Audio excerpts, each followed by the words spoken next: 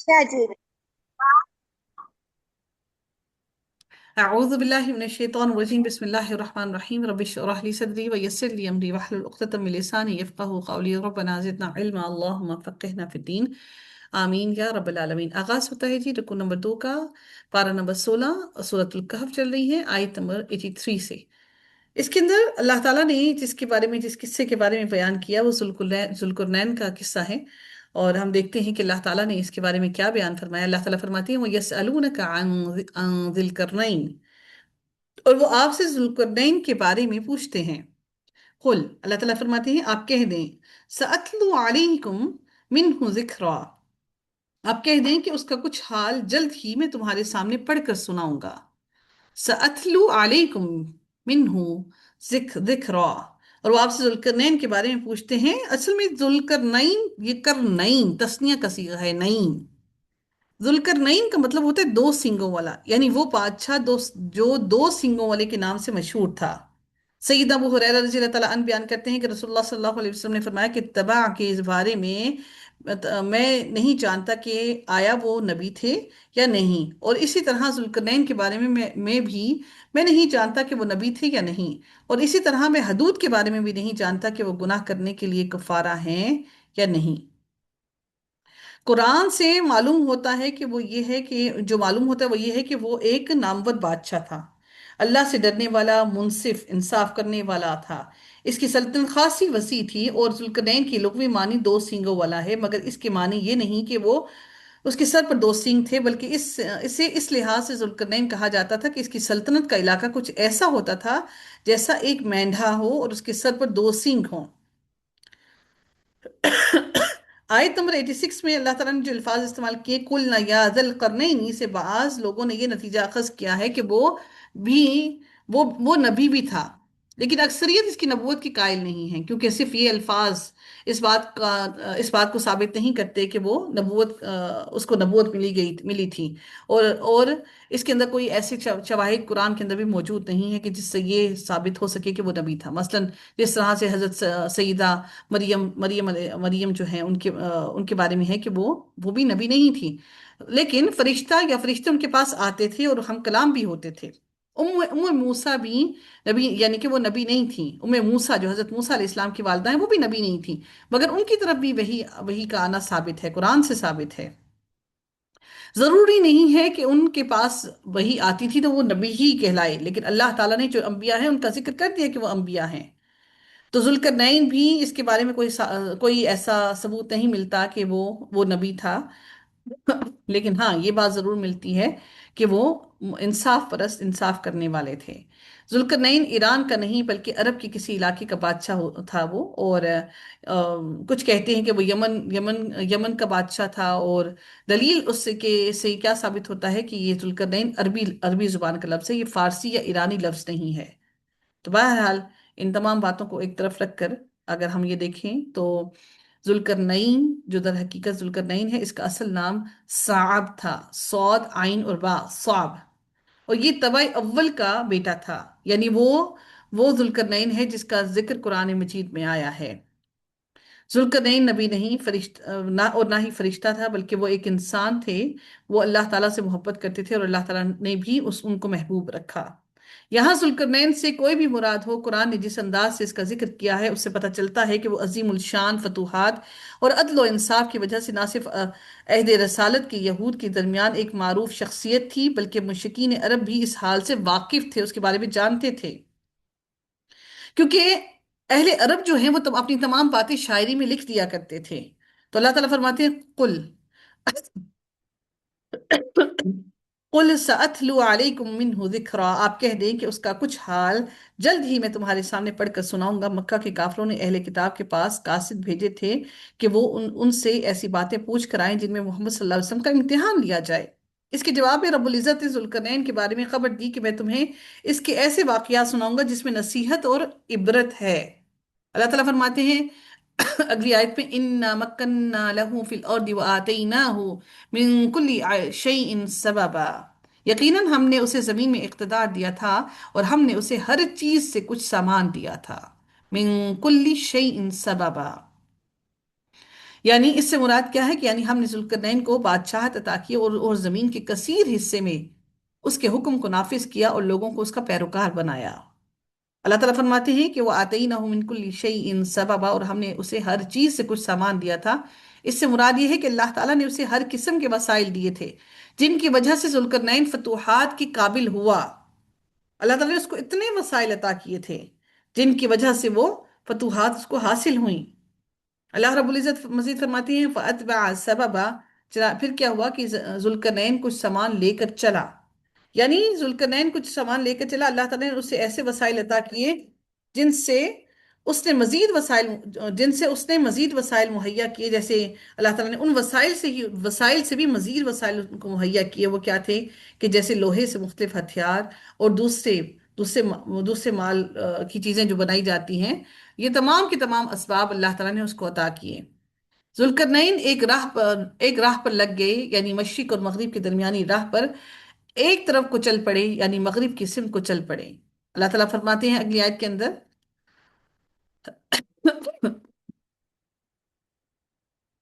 اللہ رب العزت فرماتے ہیں حَتَّى إِذَا بَلَغَ مَغْرِبَ الشَّمْسِ وَجَدَهَا تَغْرُبُ فِي عَيْنٍ حَمِئَةٍ وَوَجَدَ عِندَهَا قَوْمًا۔ یہاں تک کہ وہ جب وہ چل پڑے مغرب کی طرف، وہ مغرب کی سمت پر چل پڑے، تو اللہ تعالیٰ فرماتے ہیں پھر کیا ہوا کہ یہاں تک کہ جب وہ سورج غروب ہونے کے مقام تک جا پہنچا تو اس نے سورج کو پایا کہ وہ ایک دلدل والے چشمے میں ڈوب رہا ہے۔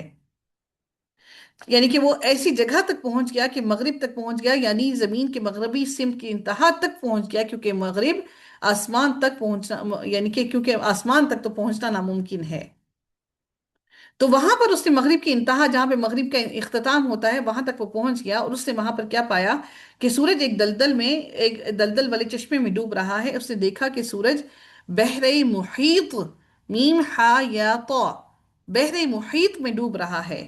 اس سے مراد وہ جگہ ہے جہاں آخری آبادی تھی، وہاں گہرے پانی کا چشمہ یا سمندر تھا جو سیاہ محسوس ہوتا تھا اور لگتا تھا کہ سورج اس میں غروب ہو رہا ہے۔ ہر وہ شخص جو ساحل پر کھڑا ہو سورج کو سمندر میں ڈوبتا ہوا دیکھے گا۔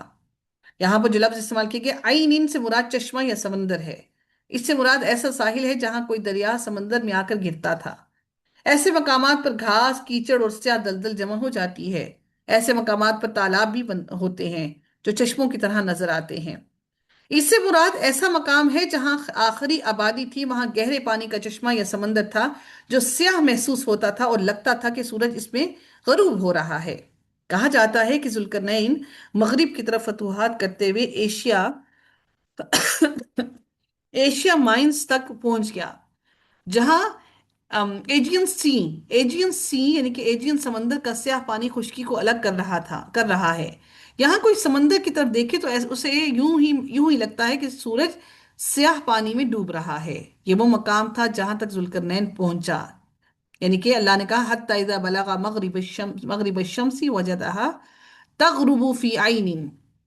پھر اللہ تعالیٰ فرماتی ہیں اگلی آیت میں کیا ہوا وَوَجَدَ عِندَهَا قَوْمًا، اور اس کے پاس ایک قوم کو اس نے پایا۔ مغرب کی سمت میں ذوالقرنین نے ایک قوم دیکھی، یعنی آباد شہر پایا جس کے 12,000 دروازے تھے۔ یعنی اس وقت یہ ہوتا تھا کہ بستی کو ایک دیوار کے اندر بند کر دیا جاتا تھا۔ اس شہر کے 12,000 دروازے تھے۔ اگر شہر کے باشندوں کا شور ہو اور غل ہوتا، شور جو ہوتا وہاں پر، تو لوگ سورج ڈوبتے وقت اس کے ڈوبنے کی آواز سن لیتے۔ اگر وہاں پر یہ نہ ہوتا، شور وغیرہ نہ ہوتا، تو سورج کی ڈوبنے کی آواز سن لیتے۔ بنی نو انسان کی ایک عظیم قوم تھی، ہم نے ذوالقرنین کو اس قوم پر غالب کیا۔ اللہ تعالیٰ نے اس قوم پر ذوالقرنین کو غالب کیا، ان کا بادشاہ بنایا، ذوالقرنین کو فتح دی اور انہیں اختیار دیا کہ اگر چاہو، ذوالقرنین کو اختیار دیا کہ اگر ان کو چاہو تو ان کو قتل کر دو، اگر چاہو تو ان کو گرفتار کر لو، اور اگر چاہو تو احسان رکھ کر یا فدیہ لے کر ان کو چھوڑ دو۔ پھر اللہ تعالیٰ فرماتے ہیں قلنا یا ذا القرنین اما ان تعذب و اما ان تتخذ فیہم حسنا، یعنی کہ تم چاہو تو ان کو سزا دو، یا ان کو قتل کرو، یا قیدی بنا لو، یا عذاب میں مبتلا کرو، یا پھر تم چاہو تو ان کے ساتھ حسن سلوک کر کے ان کو رہا کر دو۔ اللہ رب العزت پھر اگلی آیت میں مزید ارشاد فرماتے ہیں قال اما من ظلم فسوف نعذبه ثم يرد إلى ربه فيعذبه عذابا نكرا۔ ذوالقرنین نے کہا جس نے ظلم کیا تو ہم جلد ہی اسے سزا دیں گے، پھر وہ اپنے رب کی طرف پلٹایا جائے گا تو وہ اسے عذاب دے گا۔ یہ ذوالقرنین نے اس بستی کے، اس قوم کے لوگوں سے یہ بات کہی، اصلاح کرنے والا، اللہ تعالیٰ کی راہ میں چلنے والا۔ تو اس نے ان لوگوں کو یہ کہا کہ جس نے ظلم کیا، جس نے کفر کیا، جس نے شرک کی، تو ہم جلد ہی اس کو سزا دیں گے، یعنی اس کو قتل کر ڈالیں گے، اور پھر ہمارے قتل کرنے کے بعد اس کو لوٹ کر بھی اپنے رب کی طرف جانا ہے، اور ہمارا اس کو عذاب دینا، یعنی عذاب سے مراد کیا ہے کہ ہمارا سزا دینا اتنی بڑی سزا نہیں، لیکن اللہ تعالیٰ جو اس کو عذاب النکرہ عطا کرے گا وہ بہت ہی برا عذاب ہے۔ اس عذاب سے کوئی خلاصی نہیں، اس عذاب سے کوئی جان بخشی نہیں۔ پھر میرے رب نے اگلی آیت میں مزید فرمایا وَأَمَّا مَنْ آمَنَ وَعَمِلَ صَالِحًا فَلَهُ جَزَاءً الْحُسْنَى وَسَنَقُولُ لَهُ مِنْ أَمْرِنَا يُسْرًا۔ اور ہاں، وہ جو ایمان لایا اور اس نے نیک عمل کیے تو اس کے لیے اچھی جزا ہے، اور ہم جلد ہی اس کے لیے اپنے کام میں آسانی کا حکم دیں گے۔ یعنی جس نے اللہ کی اطاعت کی، جس نے اچھا کام کیا، ہم اس کے لیے آسانی کریں گے، ہم بھی اس کے ساتھ اچھا سلوک کریں گے، ہم اس سے نرم بات کریں گے، آسان معاملہ کریں گے۔ یہ ذوالقرنین نے اس قوم سے کہا جس قوم کے اوپر اللہ تعالیٰ نے ان کو فتح دی۔ پھر اللہ رب العزت پھر فرماتے ہیں ثم اتبع سببا، پھر وہ کچھ سامان کے ساتھ چلا۔ یہ تو پہلی دفعہ وہ جو مغرب کی طرف چل پڑے تھے اس کی بات ہوئی، اب پھر اللہ تعالیٰ کہتے ہیں کہ اب پھر وہ سامان لے کر، اپنا ساز و سامان لے کر پھر سے چل پڑا۔ اب وہ اب وہ مغرب کی طرف تو چل پڑے تھے، یہ ذوالقرنین کی دوسری مہم تھی جو مغرب سے مشرق کی طرف تھی۔ اللہ تعالیٰ یہاں پر کیا فرماتے ہیں حَتَّى إِذَا بَلَغَ مَطْلِعَ الشَّمْسِ وَجَدَهَا تَطْلُعُ عَلَى قَوْمٍ لَا نَجْعَلْ لَهُم مِّن دُونِهَا سِتْرًا۔ حتیٰ کہ جب وہ سورج طلوع ہونے کی جگہ تک پہنچا تو اس نے اسے ایسی قوم پر طلوع ہوتے ہوئے پایا جس کے لیے ہم نے سورج کے آگے کوئی پردہ نہیں بنایا۔ اب اس سے مراد کیا ہے؟ سورج کے آگے کوئی پردہ نہیں بنایا، اس سے کیا مراد ہے؟ مشرق کی جانب ذوالقرنین نے ایک ایسی قوم کو دیکھا جو گھروں میں رہنے کے بجائے میدانوں اور صحراؤں میں رہتی تھی، یعنی وہ وحشی اور غالباً خانہ بدوش قوم تھی جو جن کے پاس مکان اور لباس وغیرہ کی صنعتوں سے ناآشنا تھی۔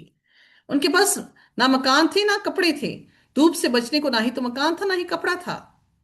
اس سے مراد یہ ہے کہ قوم لباس سے بھی آزاد تھی اور گھروں میں بھی نہیں رہتی تھی۔ سورج اور ان کے درمیان آڑ نہیں تھی، یعنی سورج ان کے ننگے جسموں پر طلوع ہوتا تھا۔ ان کے قد پست تھے، لمبے اونچے چوڑے نہیں تھے، رنگ سرخ اور گھر ان کے غار تھے، اور ان کی خوراک کیا تھی؟ مچھلی تھی۔ پھر رب کائنات نے مزید فرمایا كَذَلِكَ وَقَدْ أَحَطْنَا بِمَا لَدَيْهِ خُبْرًا، ایسے ہی تھا، اور ذوالقرنین کے پاس جو بھی تھا ہم نے اس کا علم سے احاطہ کر رکھا تھا۔ اللہ تعالیٰ فرماتے ہیں کہ ذوالقرنین کے پاس جو بھی تھا ہم نے اس کا علم سے احاطہ کر رکھا تھا، یعنی ہمیں ذوالقرنین کی تمام باتوں کا علم ہے، ہم اس کے اور اس کے لشکروں کے تمام حالات سے خبردار ہیں، ہم سے ان کی کوئی بھی بات چھپی ہوئی نہیں ہوتی، خواہ کتنا ہی لشکر اور جگہ جگہ جگہ زمین پر پھیلا ہوا ہو ہی کیوں نہ ہو۔ رب العزت نے فرمایا ان اللہ لا یخفى علیہ شیئا، بلا شبہ اللہ تعالیٰ وہ ہے جس سے کچھ بھی چھپا ہوا نہیں ہے۔ اللہ تعالیٰ سے کوئی بھی چیز مخفی نہیں ہے، کوئی بھی چیز چھپی ہوئی نہیں ہے۔ نہیں، اکیلے نہیں جاتے تھے، پورے لشکروں کے ساتھ جاتے تھے۔ دیکھیں ابھی ابھی اگلی آیت میں پڑھ لیا نا کہ اللہ تعالیٰ نے ان کا اور ان کے لشکروں کا، اکیلا انسان تو ظاہر ہے پوری قوم پر غلبہ نہیں پا سکتا نا، پوری لشکر، پوری پوری جماعت، اس کے ساتھ اپنی پوری فوج کے ساتھ جایا کرتے تھے۔ پھر اب وہ مشرق، پہلے مغرب کی طرف گئے، پھر مغرب سے مشرق کی طرف گئے، اب پھر سے ان کا، دیکھیں، پھر سے ان کا سفر شروع ہوا۔ اب یہ سفر کیوں تھا؟ یہ مال اور دولت اور سلطنت کے لیے نہیں تھا، بلکہ اللہ تعالیٰ کے دین کے غلبے کے لیے تھا۔ وہ جہاں جہاں گئے وہاں جا کر انہوں نے اللہ تعالیٰ کے دین کی اشاعت کی، اللہ تعالیٰ کے دین کے بارے میں بات کی، اور لوگوں کو اس کا حکم دیا کہ اللہ تعالیٰ کی اتباع کریں۔ اب اللہ تعالیٰ پھر سے بتاتے ہیں ان کا اگلا سفر کے بارے میں ثم اتبع سببا، پھر وہ کچھ سامان لے کر چلا۔ اب پھر وہ کہاں پہنچے؟ یہ مشرق اور مغرب کے درمیان مشرق سے شمال کی طرف کا یہ سفر تھا۔ یہ جو اب تیسری دفعہ تھا، پہلے مغرب پھر مشرق، پھر اس کے اب یہ والا جو سفر تھا یہ مشرق اور مغرب کے درمیان مشرق سے شمال کی طرف کا سفر تھا۔ 4 جنوب ہوتے ہیں نا، تو کیا ہوا کہ یہ اب 4 جانب چار جو سمتیں ہیں، 4 سمتیں ہیں، تو اب مشرق اور مغرب کے درمیان مشرق کی طرف کا یہ سفر، مشرق سے شمال کی طرف کا یہ سفر تھا۔ اللہ تعالیٰ فرماتے ہیں حتی اذا بلغ بین السدین وجد من دونہما قوما، حتیٰ کہ جب وہ دو پہاڑوں کے درمیان میں پہنچا تو اس نے ان دونوں سے اس طرف ایک قوم دیکھی، لا یکادونا، جو قریب تھی، یفقہون قولا، کہ وہ کوئی بات سمجھیں، یعنی کہ وہ کوئی بات سمجھنے کے قریب ہی نہ تھی جب وہ ایسی جگہ پر پہنچے۔ تو یہاں پر حتیٰ کہ جب وہ دو پہاڑوں کے درمیان میں پہنچا، اصحاب تفسیر اس کے بارے میں جو تفسیر بیان کرنے والے ہیں وہ کہتے ہیں کہ وہ مشرق سے شمال کی طرف روانہ ہوا اور دو پہاڑوں کے درمیان پہ پہنچا، اور یہ دونوں اس زمانے میں معروف تھے، یعنی کہ بہت جانے پہچانے مشہور تھے۔ یہ دائیں بائیں دو بندوں کی مانند دو پہاڑی سلسلے تھے، اور دونوں پہاڑ یاجوج اور ماجوج، یہ یاجوج اور ماجوج دو قومیں ہیں، یاجوج ماجوج کوئی ایک نہیں ہے، دو قومیں ہیں۔ یاجوج اور ماجوج اور لوگوں کے درمیان رکاوٹ تھے۔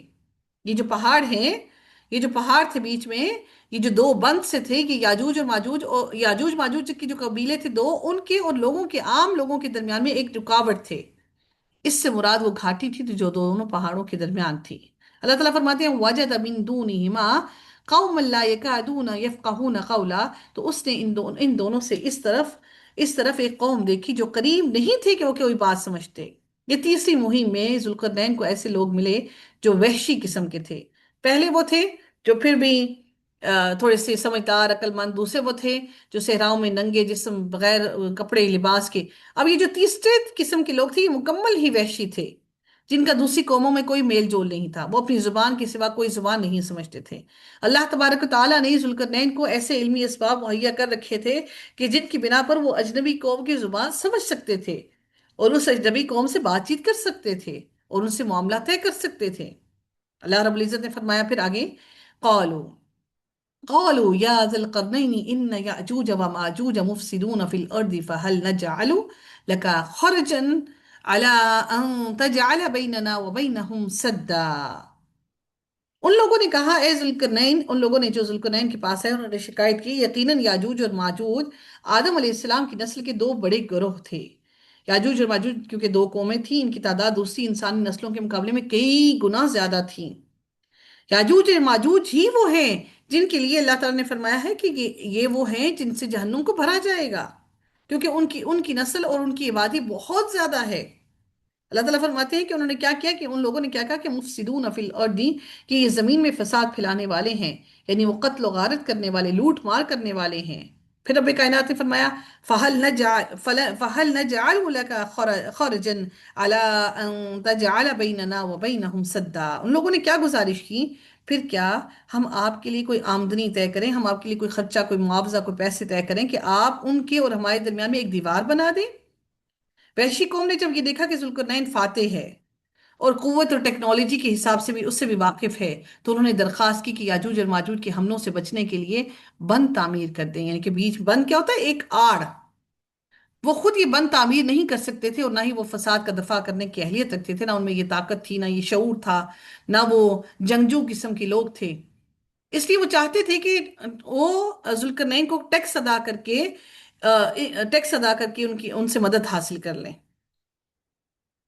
اللہ رب العزت نے مزید کیا فرمایا، قالا، ذوالقرنین نے کہا، قال ما مكنني فيه ربي خير فأعي فأعي فأعي فأعينوني بقوتنا أجعل بينكم وبينهم ردما۔ ذوالقرنین نے کہا، جن چیزوں میں میرے رب نے مجھے اقتدار بخشا ہے، طاقت عطا کی ہے، جن چیزوں سے میری مدد کی ہے، وہی بہتر جانتا ہے۔ تم کیا کرو کہ تم اپنی قوت سے، جو اللہ تعالیٰ نے مجھے قوت دی، جو مجھے صلاحیتیں دی، میں ان تمام صلاحیتوں کے ساتھ تمہاری مدد کروں گا، تم اپنی قوت سے میری مدد کرو، میں ان کے اور تمہارے درمیان ایک مضبوط بند باندھ دوں گا۔ اجعل بینکم و بینہم ردما، میں تمہارے اور ان کے درمیان میں ایک مضبوط بند باندھ دوں گا۔ یعنی کہ تمہاری جو مدد کیا ہے، وہ مدد کیا مانگی انہوں نے، مزدوروں کی، اور مزدوروں سے جو تعمیراتی کام ہے وہ انہوں نے ان سے مانگا، ان سے مدد مانگی۔ ظاہری اسباب، آخر میں تو اللہ تعالیٰ سے مدد مانگنا ہے، لیکن ظاہری اسباب جو ان کے پاس تھے وہ ان سے مانگے، اور انہوں نے کہا کہ میں ایسا بند ضرور بنا دوں گا، ایسی رکاوٹ ضرور بنا دوں گا جو تمہارے اور ان کے درمیان میں حائل ہو جائے گی۔ پھر رب کائنات مزید فرماتے ہیں پھر کیا ہوا، آتونی زبر الحدید میرے پاس لوہے کے بڑے بڑے ٹکڑے لاؤ. ذوالقرنین نے کیا کہا؟ میرے پاس بڑے بڑے ٹکڑے لاؤ، بڑی بڑی لوہے کی چادریں لاؤ. تو وہ لوگ لوہے کی بڑے بڑے تختے لے آئے. حتی اذا ساوا بین الصدفین. صدفین تسنیہ کا صیغہ، صدفین. یہاں تک کہ جب اس نے ان دو پہاڑوں کے درمیان درمیانی حصے کو برابر کر دیا.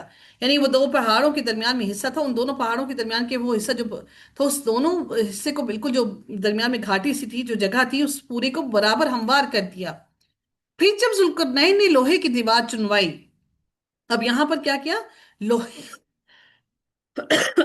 لوہے کی دیوار ان کے درمیان میں چنوائی. اس سے مراد دو پہاڑوں کے درمیان کا خلا تھا، جسے لوہے کی دیواروں سے پر کر دیا گیا. جب یہ دیوار مکمل طور پر اتنی اونچی ہو گئی کہ دونوں پہاڑوں کی چوٹیوں تک پہنچ گئی، تو انہوں نے پھر کیا کہا؟ قَالَ انفُخُوا حَتَّى إِذَا جَعَلَهُ نَارًا. تو کہا کہ دھونکو، یہاں تک کہ جب اس نے اسے آگ بنا دیا. یعنی بہت بڑا الاؤ جلاؤ، یعنی کہ بہت زیادہ تپش سے اس کو آگ بنایا. اس کے لیے بڑی بڑی دھونکنی استعمال کرو، تاکہ آگ کی تپش بہت شدید ہو جائے اور تانبا اچھی طرح سے پگھل کر سخت ہو جائے اور مکمل. تانبا کیونکہ جب پگھلتا ہے تو پگھل کر وہ فولاد کی طرح بہت سخت اور بہت طاقت والا ہو جاتا ہے. تو اس نے تو پھر کیا کیا کہ جس کو وہ فولاد کے تختوں کے درمیان ڈالنا چاہتا تھا، تو پھر اس نے کیا کہا؟ ذوالقرنین نے کیا کہا؟ قال آتونی افرغ علیہ قطرا. تو کہا مجھے لا کر دو کہ اس پر میں پگھلا ہوا تانبا انڈیل دوں. ذوالقرنین نے بند کو مضبوط کرنے کے لیے لوہے کے اندر خاص مقدار میں تانبا بھی ڈالا، کیونکہ تانبا لوہے کو کیا ہوتا ہے؟ رسٹ لگ جاتا ہے، زنگ لگ جاتا ہے. تو اس کے بیچ میں زنگ سے بچنے کے لیے تانبا بھی ڈالا. یہ طریقہ اللہ تعالیٰ نے سب سے پہلے ذوالقرنین کو سکھایا، پھر اپنی کتاب میں بتایا. ذوالقرنین نے پگھلا ہوا تانبا دیوار پر ڈالا، جس سے دیوار بہت مضبوط ہو گئی. یوں دیوار سے ادھر والے لوگ یاجوج اور ماجوج کی تباہ کاریوں سے محفوظ ہو گئے. پھر ذوالقرنین نے مزید کیا کہا؟ صرف اپنی طاقت پر اکتفا نہیں کیا. صرف یہ نہیں کہا کہ میں نے اپنی طاقت سے سب کچھ بنا دیا ہے، اب یہ قوم تمہیں کبھی بھی تنگ نہیں کرے گی. بلکہ مزید کیا کہا؟ مزید انہوں نے کہا کہ فَمَسْطَاعُوا أَن يَظْهَرُوهُ وَمَسْتَطَاعُوا لَهُ نَقْبًا. پھر نہ اس میں یہ طاقت رہی کہ وہ اس پر چڑھیں. کون؟ یاجوج اور ماجوج. اور نہ وہ اس میں سوراخ کر سکے. نہ ان میں یہ طاقت رہی کہ وہ اس پر چڑھ سکیں، اور نہ ہی ان میں یہ طاقت رہی کہ وہ اس میں سوراخ کر سکیں. بعض روایات کے مطابق یہ دیوار 50 میل لمبی، 29 فٹ اونچی اور 10 فٹ چوڑی تھی.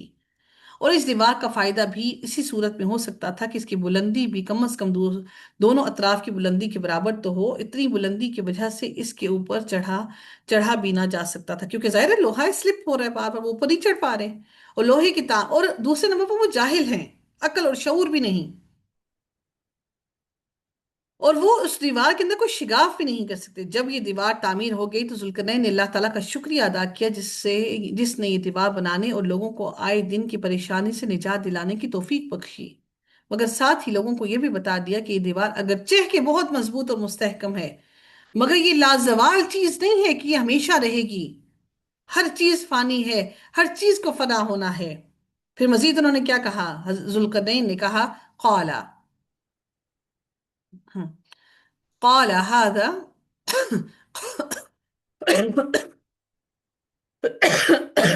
قال هذا رحمة من ربي فإذا جاء وعد ربي جعله دكاء وكان وعد ربي حقا. ذوالقرنین نے کہا یہ میرے رب کی ایک رحمت ہے، چنانچہ جب میرے رب کا وعدہ آئے گا تو وہ اس دیوار کو ریزہ ریزہ کر دے گا، اور میرے رب کا وعدہ ہمیشہ سے سچا ہے. ذوالقرنین نے واضح بیان کر دیا کہ ذوالقرنین نے اپنے علم اور اپنی ٹیکنالوجی پر غرور نہیں کیا. اس نے اللہ تعالیٰ کو یاد کیا اور اللہ تعالیٰ کا شکر ادا کیا. جس رب نے توفیق دی تھی اس نے اس کو اسی کی طرف لوٹا دیا. اس نے اپنی قوت کے بجائے رب کی قوت کی طرف رجوع کیا. اس نے اپنے کام اللہ تعالیٰ کے حوالے کیے اور قیامت کے دن کو یاد کیا جب سب ریزہ ریزہ ہو جائے گا. لہٰذا اسے اس کام میں اللہ تعالیٰ کی رحمت کے سوا کچھ نظر نہ آیا. انہوں نے کیا کہا کہ یہ میرے رب کے فضل میں سے ہے تاکہ وہ مجھے آزمائے کہ میں شکر کرتا ہوں یا نہیں کرتا. تو اللہ تعالیٰ اگر اپنی رحمت سے آپ کو اور مجھے کوئی چیز عطا کرتا ہے تو وہ اللہ تعالیٰ کی رحمت سے ہمیں یہ چیز ملتی ہے. صحیح حدیث میں رسول اللہ صلی اللہ علیہ وسلم نے تھوڑے سے سوراخ کو فتنے کے قریب ہونے سے تعبیر کیا ہے، یعنی وہ جو تھوڑا سا سوراخ ہے نا، اس کو فتنے سے تعبیر کیا ہے۔ یاجوج اور ماجوج ہر روز اس دیوار کو کھودتے ہیں اور کل کے لیے چھوڑ دیتے ہیں، روز اپنے ناخنوں سے کریدتے ہیں، اس کو کھودتے ہیں۔ جب اللہ تعالیٰ کی مشیت ہوگی تو وہ نکل آئیں گے، تو پھر وہ انشاءاللہ کہہ کر کھودیں گے۔ کچھ کہتے ہیں، کچھ روایات میں آتا ہے کہ وہ کیا ہوگا کہ وہ اپنے بچے کے کسی کا نام انشاءاللہ رکھیں گے، تو وہ یہ کہیں گے کہ انشاءاللہ جائیں گے، اپنے اس بچے سے کہیں گے، تو وہ ان کی بات پوری ہوگی، اور وہ اگلے دن جب وہ یہ بات انشاءاللہ کا لفظ کہہ دیں گے تو اگلے روز وہ نکل آئیں گے زمین کے اوپر۔ چونکہ وہ انشاءاللہ نہیں کہتے، رات کو پوری دیوار کھود کھود کر وہ کہتے کہ ہم کل جا کر زمین پہ جائیں گے، اور کیونکہ انہوں نے زمین تو دیکھی ہوئی ہے، آباء و اجداد سے سنا ہوا ہے، پھر وہ اس سے نکلنے میں کامیاب ہو جائیں گے، زمین میں فساد پھیلائیں گے، لوگ ان سے بچنے کے لیے قلعہ بند ہو جائیں گے، وہ آسمانوں پر تیر پھینکیں گے اور وہ خون آلود ہو جائیں گے، بالآخر ان کی گدیوں پر ایسا کیڑا پیدا ہوگا جس سے وہ سب کے سب ہلاک ہو جائیں گے۔ سیدنا نواس بن سمعان رضی اللہ تعالیٰ عنہ سے روایت ہے کہ یاجوج اور ماجوج کا ظہور سیدنا عیسیٰ علیہ السلام کے نزول کے بعد ان کی موجودگی میں ہوگا۔ سیدہ حذیفہ بن اسید غفاری رضی اللہ تعالیٰ عنہ سے روایت ہے کہ ہمارے پاس نبی اکرم صلی اللہ علیہ وسلم تشریف لائے اور ہم آپس میں گفتگو کر رہے تھے، تو آپ صلی اللہ علیہ وسلم نے فرمایا تم کس بات کا تذکرہ کر رہے ہو؟ انہوں نے عرض کیا ہم قیامت کا تذکرہ کر رہے ہیں۔ آپ صلی اللہ علیہ وسلم نے فرمایا وہ ہرگز قائم نہ ہوگی یہاں تک کہ تم اس سے پہلے 10 علامات دیکھ لو، پھر دھوئیں، دجال، دابت الارض، سورج کے مغرب سے طلوع ہونے، اور سیدنا عیسیٰ ابن مریم کے نازل ہونے، اور یاجوج اور ماجوج، اور 3 جگہوں کے دھنسنے، ایک دھنسنا مشرق میں، ایک دھنسنا مغرب میں، اور ایک دھنسنا جزیرت العرب میں ہونے، اور آخر میں یمن سے آگ نکلنے کا ذکر فرمایا جو لوگوں کو جمع ہونے کی جگہ کی طرف لے جائے گی۔ آگ نکلے گی تو لوگ سارے کے سارے حشر کے میدان کی طرف نکل پڑیں گے۔ اللہ رب العزت نے سورہ انبیاء کے اندر فرمایا کہ حتیٰ کہ جب یاجوج اور ماجوج کھول دیے جائیں گے اور وہ ہر بلندی سے توڑ پڑیں گے اور وہ سچا وعدہ قریب آ جائے گا، اچانک ان لوگوں کی نگاہیں پھٹی کی پھٹی رہ جائیں گی جنہوں نے کفر کیا۔ ہائے ہماری بربادی، یقیناً ہم اس سے غفلت میں تھے، بلکہ ہم ہی ظالم تھے۔ اللہ رب العزت ہم سب کو دجالی فتنے سے، یاجوج اور ماجوج سے، اللہ تعالی ہماری آنے والی نسلوں کو ان سے محفوظ رکھے۔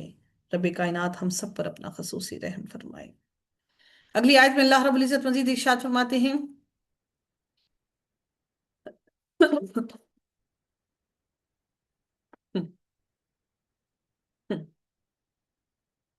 اگر احادیث سے اگر آپ چاہیں تو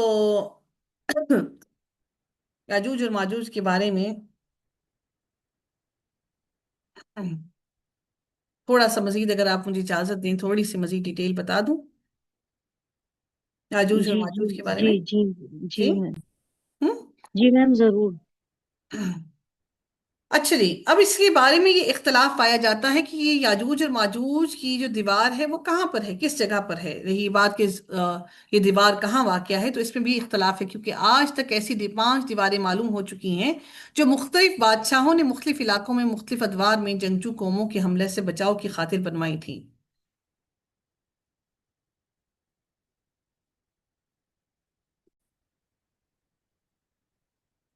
اچھا، یہ بات کہ یہ دیوار کہاں پر موجود ہے، اس کے بارے میں مختلف رائے ہیں۔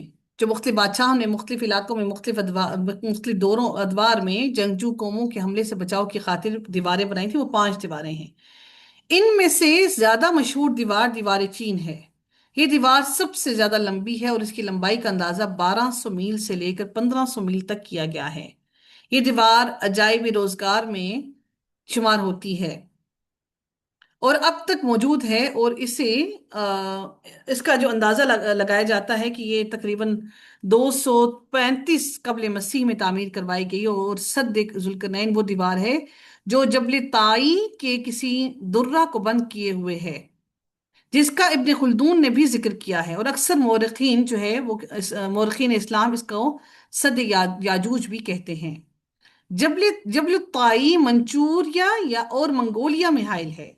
یہ جو دیوار ہے نا، منچوریا اور منگولیا میں حائل ہے، وہاں پر یہ دیوار ہے جس کے بارے میں ابن خلدون نے بتایا، اور اسی پہاڑ کے بیچ بیچ میں ایک درہ درہ کشادہ تھا جہاں یاجوج اور ماجوج کی قومیں حملہ آور ہوئی تھیں۔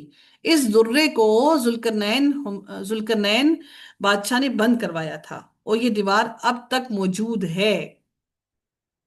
یاجوج اور ماجوج کے بارے میں نبی اکرم صلی اللہ علیہ وسلم نے ہمیں کیا رہنمائی فرمائی؟ رسول اللہ صلی اللہ علیہ وسلم نے فرمایا کہ یاجوج اور ماجوج ہر روز اپنی دیوار کھودتے ہیں، یہاں تک کہ جب قریب ہوتا ہے کہ سورج کی روشنی ان کو دکھائی دے، یعنی کہ سورج کی روشنی انہیں دکھائی دینے لگتی ہے، تو جو شخص ان کا سردار ہوتا ہے وہ کہتا ہے کہ اب لوٹ چلو، باقی کل کھودیں گے۔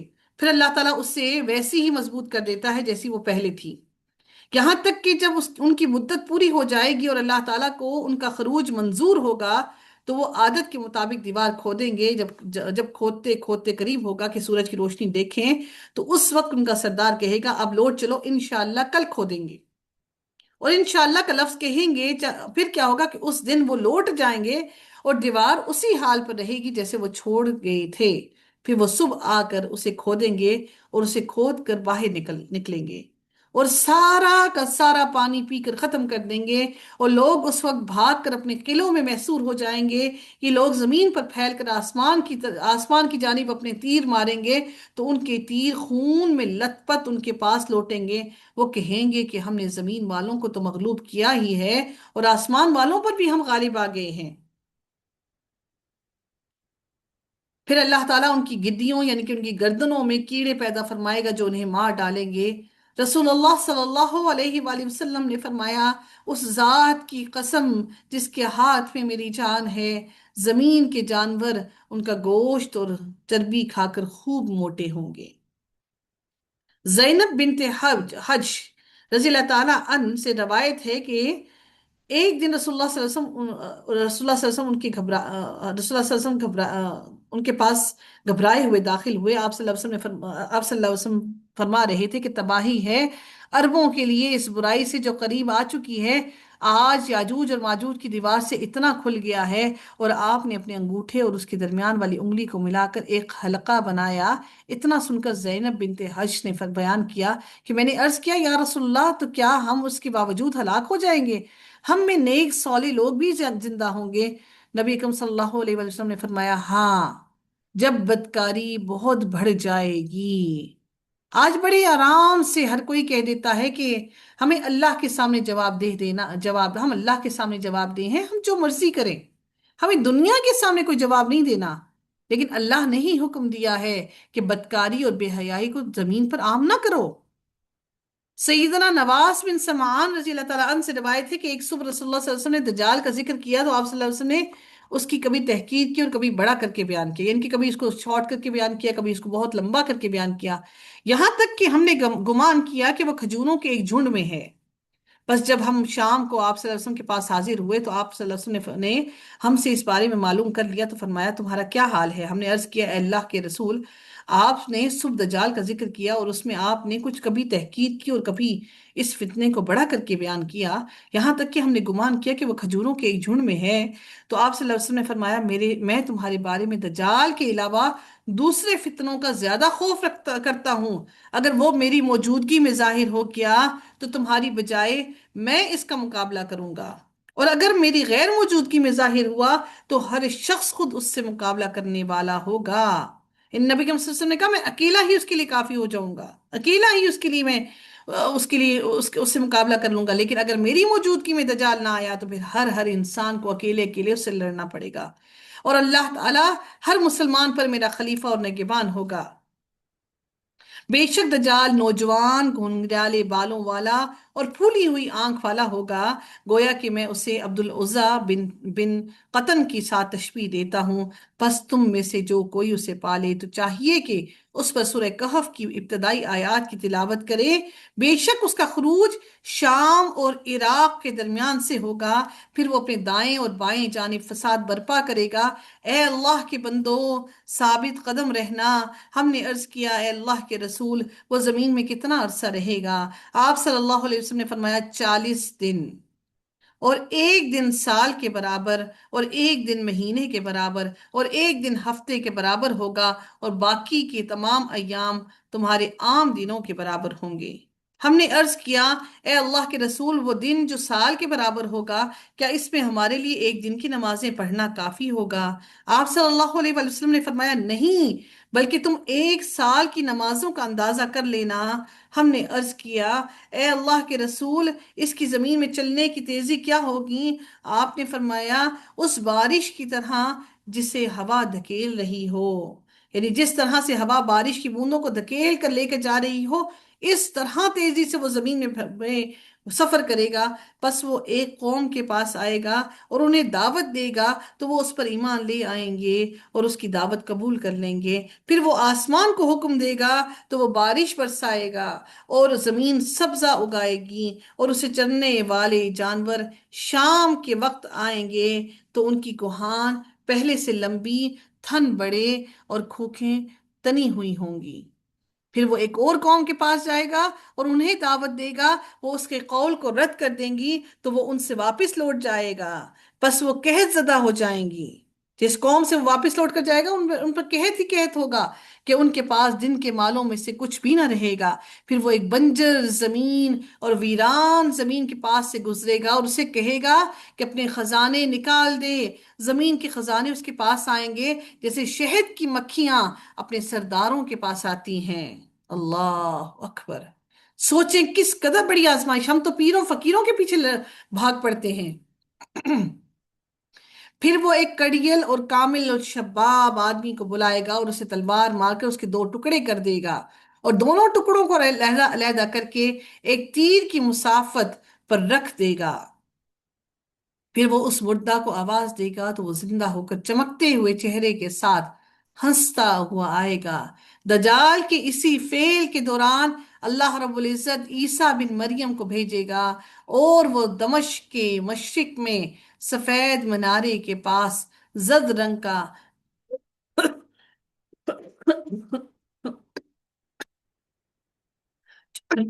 چوغا پہنے ہوئے دو فرشتوں کے کندھوں پر ہاتھ رکھے ہوئے اتریں گے۔ جب وہ اپنے سر کو جھکائیں گے تو اس سے قطرے گریں گے، اور جب وہ اپنے سر کو اٹھائیں گے تو اس سے سفید موتیوں کی طرح قطرے ٹپکیں گے، اور جو کافر بھی اس کی خوشبو سونگھے گا تو وہ مرے بغیر رہ نہ سکے گا، اور ان کی خوشبو وہاں تک پہنچے گی جہاں تک ان کی نظر جائے گی۔ پھر سیدنا مسیح علیہ السلام دجال کو طلب کریں گے، اسے باب لد پر لے جائیں گے، پائیں گے تو اسے قتل کر دیں گے۔ پھر عیسیٰ ابن مریم کے پاس وہ قوم آئے گی جسے اللہ نے دجال سے محفوظ رکھا تھا۔ پھر عیسیٰ علیہ السلام ان کے چہروں کو صاف کریں گے اور انہیں جنت میں ملنے والے ان کے درجات بتائیں گے۔ بس اسی دوران سیدنا عیسیٰ علیہ السلام پر اللہ رب العزت وہی نازل فرمائیں گے کہ تحقیق میں نے اپنے ایسے بندوں کو نکالا ہے کہ کسی کو ان کے ساتھ لڑنے کی طاقت نہیں، بس آپ میرے بندوں کو حفاظت کے لیے طور کی طرف لے جائیں، اور اللہ تعالیٰ یاجوج اور ماجوج کو بھیجے گا اور وہ ہر اونچائی سے نکل پڑیں گے۔ ان کی اگلی جماعتیں بحیرہ تبریہ پر سے گزریں گی اور اس کا سارا پانی پی جائیں گی، اور ان کی آخری جماعتیں گزریں گی تو کہیں گی کہ اس جگہ کسی وقت پانی موجود تھا۔ اللہ کے نبی عیسیٰ علیہ السلام اور ان کے ساتھی محصور ہو جائیں گے، یہاں تک کہ ان میں سے کسی ایک کے لیے بیل کی جو سری ہوتی ہے نا، بھی تم میں سے کسی ایک کے لیے آج کل کے 100 دینار سے افضل اور بہتر ہوگی۔ پھر اللہ کے نبی عیسیٰ علیہ السلام اور ان کے ساتھی اللہ سے دعا کریں گے تو اللہ تعالیٰ یاجوج اور ماجوج کی گردنوں میں ایک کیڑا پیدا کرے گا، وہ ایک جان کی موت کی طرح سب کے سب یکلخت ہی مر جائیں گے، اکٹھے ہی سارے کے سارے مر جائیں گے۔ پھر اللہ کے نبی عیسیٰ علیہ السلام اور ان کے ساتھی زمین کی طرف اتریں گے تو زمین میں ایک بالشت کی جگہ بھی یاجوج اور ماجوج کی علامات اور بدبو سے خالی نہیں ملے گی۔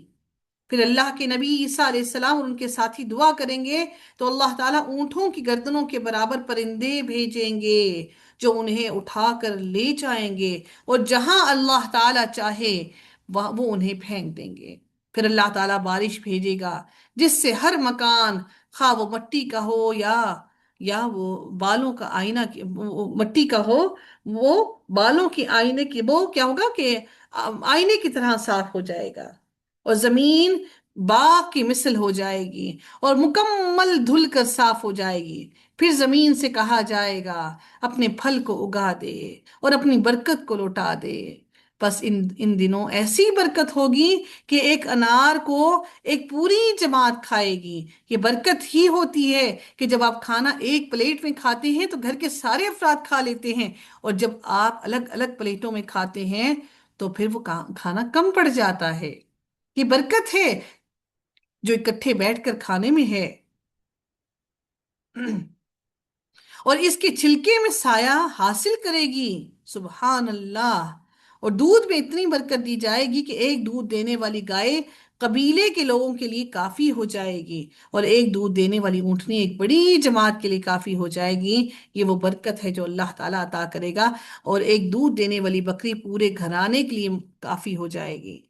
इसी दौरान अल्लाह ताला एक पाकीज़ा हवा भेजेगा जो लोगों की बगलों के नीचे तक पहुंच जाएगी। फिर हर मुसलमान और हर मोमिन की रूह कब्ज कर ली जाएगी, और बद लोग बाकी रह जाएंगे जो गधों की तरह सरेआम जमा करते करेंगे। अल्लाह अकबर। बस उन्हीं उन्हीं पर क़यामत कायम होगी। सुबहान अल्लाह। अल्लाह ताला मोमिनों के साथ उस दिन भी अल्लाह ताला मोमिनों को नहीं छोड़ेगा। सैयदना अब्दुल्लाह बिन उमर रजी अल्लाह ताला अन्हुमा नबी करीम सल्लल्लाहु अलैहि वसल्लम से रवायत करते हैं कि आप सल्लल्लाहु अलैहि वसल्लम ने इरशाद फरमाया, याजूज और माजूज आदम अलैहिस्सलाम की औलाद से हैं। अगर वो आबादियों में भेज दिए जाते तो लोगों के असबाब जिंदगी और माईशत बर्बाद कर देते। रसूलुल्लाह सल्लल्लाहु अलैहि वसल्लम ने खुतबा में इरशाद फरमाया, जब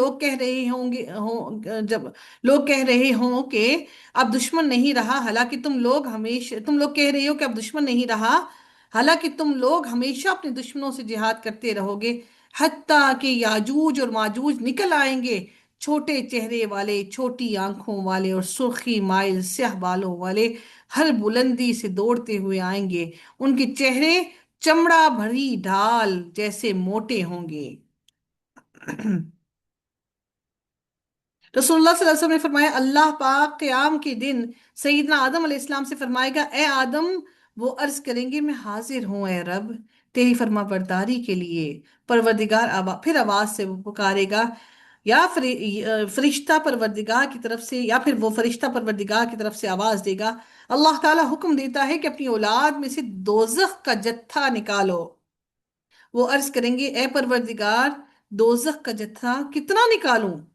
हुक्म होगा, हर 1000 आदमियों में से 999 अफराद,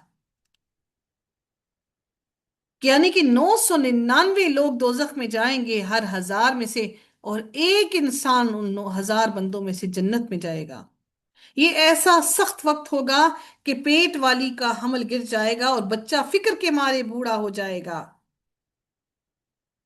यानी जो बचपन में मरा तो क्यामत के दिन लोगों को ऐसा दिखेगा जैसे वो नशे के मतवाले हो रहे हों।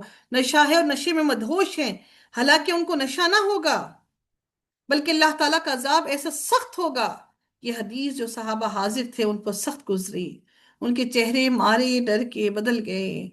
उस वक्त नबी करीम सल्लल्लाहु अलैहि वसल्लम ने उनको उनकी तसल्ली के लिए फरमाया, तुम इतना क्यों डरते हो? अगर याजूज और माजूज की जो काफिर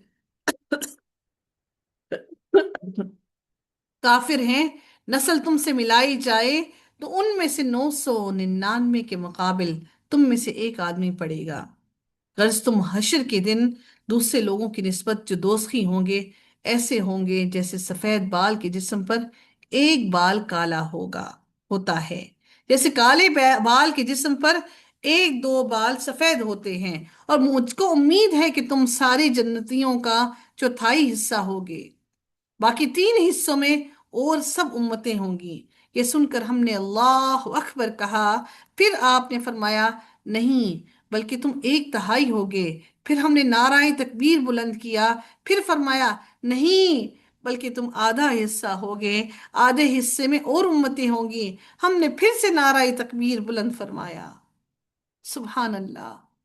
लेकिन वहां तक पहुंचने के लिए मेरे रब का दीन, मेरे रब के हुक्म को मुकम्मल तौर पर जानना, पहचानना और उस पर अमल करना लाजिम है। रसूलुल्लाह सल्लल्लाहु अलैहि वसल्लम ने फरमाया कि याजूज और माजूज खोल दिए जाएंगे उनकी दीवार टूट जाएगी, फिर वो निकलेंगे जैसे अल्लाह ने फरमाया, और वो हर बुलंदी से दौड़ पड़ेंगे। वो सारी जमीन में फैल जाएंगे और मुसलमान उनसे अलहदा रहेंगे। यहाँ तक कि जो मुसलमान बाकी होंगे वो अपने शहरों और किलों में चले जाएंगे और अपने चराने के जानवर भी साथ ले जाएंगे। याजूज माजूज का ये हाल होगा कि उनके लोग एक नहर से गुजरेंगे, उनका सारा पानी पी डालेंगे, यहाँ तक कि पानी का एक कतरा ना रहेगा। और उनमें से कोई ये कहेगा कि यहाँ कभी पानी था, और जमीन पर वो गालिब हो जाएंगे। यहाँ तक कि उनमें से एक कहेगा, अब जमीन वालों से तो हम फारिग हो गए, क्योंकि अब हमारा मुकाबला करने वाला कोई नहीं रहा। अब आसमान वालों से निमटते लेते हैं, अब आसमान वालों से लड़ेंगे। आखिर में से आखिर उनमें से एक अपना अपना अपना तीर जो है वो आसमान की तरफ फेंकेगा, और वो खून से रंगा हुआ लौट कर गिरेगा। वो कहेंगे, हमने आसमान वालों को भी मार डाला। खैर, ये लोग इसी हाल में होंगे कि अल्लाह ताला चंद जानवर टिड्डी के कीड़ों की तरह भेजेगा, और ये क्या होगा, ये कीड़े उनकी गर्दनों को काटेंगे या गर्दन में घुस जाएंगे। वो सब टिड्डियों की तरह इकट्ठे ही मर जाएंगे, जैसे टिड्डियां होती है ना, एकदम इकट्ठी मर जाती हैं। एक पर एक पड़ा हुआ होगा। और मुसलमान सुबह अपने शहरों किलों में उनकी आवाज नहीं सुनेंगे। वो कहेंगे, हम में से कौन है जो अपनी जान पर खेले, यानी अपनी जान की परवाह ना करे और जाकर देखे कि याजूज माजूज क्या करते हैं। खामोशी होगी ना बिल्कुल। आखिर मुसलमानों में से एक शख्स निकलेगा या उतरेगा किला में से, ये समझ कर कि वो मुझको जरूर मार डालेंगे। देखेगा तो वो सब के सब मुर्दा होंगे। वो दूसरे मुसलमानों को पुकारेगा, ए भाइयों, खुश हो जाओ, तुम्हारे दुश्मन मर गए। ये सुनकर सब मुसलमान निकलेंगे और अपने जानवरों को चरने छोड़ेंगे, जो मुद्दत से बेचारे बंद होंगे, जो मुद्दत से बंद करके उन्होंने रखे हुए थे अपने साथ। उनके चरने को कुछ ना होगा सिवाय याजूज और माजूज की गोश्त के। वो उनका गोश्त खाकर खूब मोटे ताजे हो जाएंगे, जैसे कभी कोई घास खाकर मोटे हुए होते हैं। अल्लाह रब्बुल इज्जत हमें रोज़े क़यामत हम सबको महफूज रखे और हम पर रहम फरमाए। अल्लाह ताला हमारी हिफाजत फरमाए। अल्लाह ताला अगली आयत में फरमाते हैं, वतरकना बअदहुम यौमइज़िन यमूजु फी बअदिन व नुफ़िख़ फ़िस्सूरि फजमअनाहुम जमआ। और उस दिन हम में उनमें से बाज को छोड़ देंगे, वो एक दूसरे में घुस जाएंगे और सूर में फूंक दिया जाएगा। वो एक दूसरे में घुस जाएंगे जब याजूज और माजूज का ज़हूर होगा, यानी जब वो अपने इलाकों से निकलकर हमलावर होंगे, तो अपनी कसरत और सारी जमीन में फैल जाने की वजह से समंदर की मौजों की तरह एक दूसरे से गुत्थम गुत्था होंगे, एक दूसरे के अंदर घुसेंगे। जैसे आप किसी जगह पे जाते हैं जहां पे बहुत ज्यादा क्राउड होता है, जैसे खवातीन के लिए सेल लग जाती है, तो एक दूसरे के अंदर गुत्थम गुत्था होके घुस रही होती है, जैसे बस आज का आज ही है।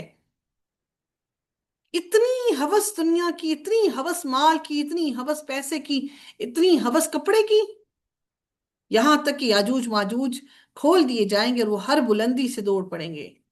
इससे मुराद ये भी है कि जब लोग क्यामत के दिन इकट्ठे होंगे तो तादाद की ज्यादती, जलजलों और दहशत की वजह से एक दूसरे को धक्कम पेल कर रहे होंगे।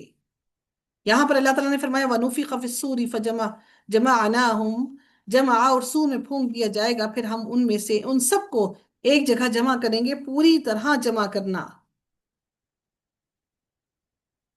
यानी तमाम इंसानों को जिस्म और रूह के साथ इकट्ठा किया जाएगा।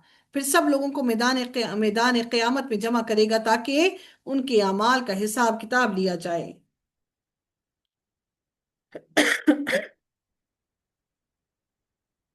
नबी करीम सल्लल्लाहु अलैहि वसल्लम से एक गवार ने पूछा कि सूर क्या है, तो आप सल्लल्लाहु अलैहि वसल्लम ने फरमाया, एक नरसिंगा है, क्यामत के दिन इसमें फूंका जाएगा। तो सल्लल्लाहु अलैहि वसल्लम ने फरमाया, मैं क्यों कर आराम कर सकता हूँ, और साहिब कर्न यानी इसराफील कर्न को मुंह में लिए और कान लगाए हुए हैं, वो कान लगा कर बैठे हैं कि कब अल्लाह ताला उनको फूंकने का हुक्म दे और वो उसके अंदर फूंक मारे। ये अमर असहाब रसूल पर सख्त गुजरा। बस आप सल्लल्लाहु अलैहि वसल्लम ने फरमाया, तो तुम कहो, हस्बुनल्लाहु व निअमल वकील, व निअमल वकील, अल्लाह तवक्कलना, यानी हमने अल्लाह ताला हमको अल्लाह ताला काफी है और अच्छा वकील है। अल्लाह हम अल्लाह पर हमने तवक्कल किया। फिर हम उन सबको एक जगह जमा करेंगे, पूरी तरह जमा करना।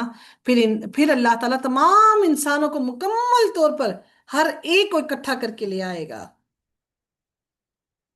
جس دن ہم پہاڑوں کو چلائیں گے اور آپ زمین کو بالکل صاف میدان دیکھیں گے، اور ہم ان سب کو جمع کریں گے، چنانچہ ہم ان میں سے کسی کو بھی نہ چھوڑیں گے۔ اللہ ہم میں سے کسی کو نہیں چھوڑے گا۔ وَعَرَضْنَا جَهَنَّمَ يَوْمَئِذٍ لِّلْكَافِرِينَ عَرْضًا، اور اس دن جہنم کو ہم کافروں کے سامنے لائیں گے، پوری طرح سامنے لانا۔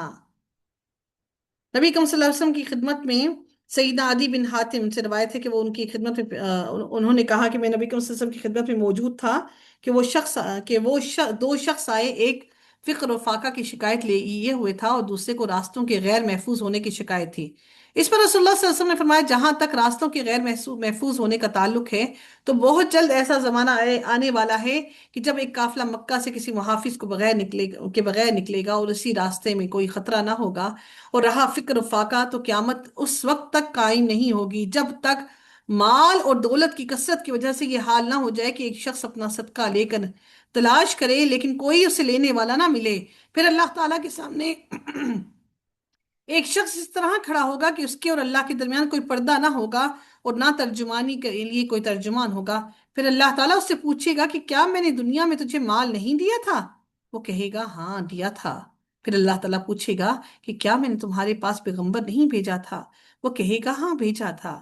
پھر وہ شخص اپنے دائیں طرف دیکھے گا تو آگ کے سوا کچھ نظر نہیں آئے گا، پھر بائیں طرف دیکھے گا تو ادھر بھی آگ ہی ہوگی۔ پھر تمہیں جہنم سے ڈرنا چاہیے، خواہ ایک کھجور کے ٹکڑے ہی کا صدقہ کر کے اس سے اپنا بچاؤ کر سکو۔ اگر یہ بھی میسر نہ آ سکے تو اچھی بات ہی منہ سے نکالو، کہ وہ اچھی بات کہنا بھی تمہارے لیے صدقہ ہے۔ یہ جو جہنم کو قیامت کے دن لایا جائے گا، اس کی 70,000 لگامیں ہوں گی، اور ہر لگام پر 70,000 فرشتے ہوں گے جو اس کو گھسیٹ گھسیٹ کر میدان حشر میں لے کر آ رہے ہوں گے۔ اللہ اکبر، اللہ اکبر، اللہ تو ہمیں جہنم کے عذاب سے محفوظ کرنا، روز قیامت کی رسوائی سے محفوظ کرنا، تو نہ دنیا میں ہمیں رسوا کرنا نہ آخرت میں رسوا کرنا۔ الذين كانت أعينهم في غطاء عن ذكري وكانوا لا يستطيعون سمعا، وہ لوگ جن کی آنکھیں میرے ذکر سے پردے میں تھیں اور وہ سننے کی استطاعت نہیں رکھتے تھے۔ جہنم ان لوگوں کے لیے ہے جو غفلت میں مبتلا ہو کر قبول ہدایت اور اللہ کی اتباع اور حق سے اندھے اور بہرے ہو گئے۔ میرے اور آپ کے پاس تو حق آ رہا ہے، ہم بھی تو اندھے بہرے ہوئے ہیں، ہمارے دل بھی دنیا کے بوجھ میں لدے ہوئے ہیں، ہمارے دلوں نے دنیا کا بوجھ اٹھا رکھا ہے۔ رب العزت فرماتے ہیں کہ اور جو شخص رحمان کی ذکر سے اندھا بن جاتا ہے، ہم اس کے لیے ایک شیطان مقرر کر دیتے ہیں، چنانچہ وہی اس کا ساتھی بن جاتا ہے۔ یا اللہ تو شیطان کو ہمارا ساتھی نہ بنانا، تو شیطان کو ہمارا ساتھی نہ بنانا۔ اللہ تعالیٰ ہمیں غفلت کی نیند سے جگا دے، اللہ تعالیٰ ہمیں غفلت میں مبتلا نہ کرے۔ یا اللہ تو ہم پر، ہماری آنے والی نسلوں پر، ہماری آل اولاد پر رحم فرما، ہماری غلطیوں کو تاہیوں کو معاف فرما دے۔ اللہ تعالیٰ آپ پر، مجھ پر اور ہم سب پر رحم فرمائے۔ وآخر دعوانا الحمد للہ رب العالمین، صلی اللہ تعالی علی خیرہ خلقہ اجمعین، برحمتک یا ارحم الراحمین۔ سبحانک اللہم وبحمدک، نشہد ان لا الہ الا انت، نستغفرک ونتوب الیک۔ السلام علیکم ورحمۃ اللہ وبرکاتہ۔